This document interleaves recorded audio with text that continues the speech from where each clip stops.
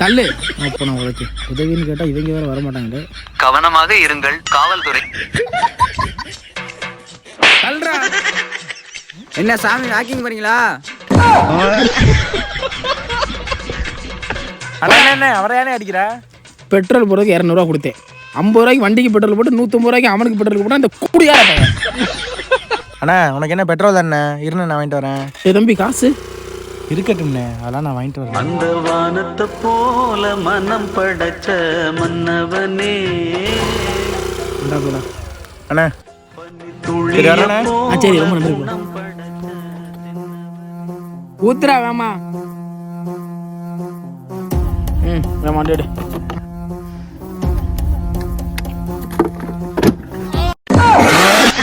துன்பம் வரும் வேளையிலே சிரிங்க என்று சொல்லி வச்சார் வள்ளுவர் சரிங்க.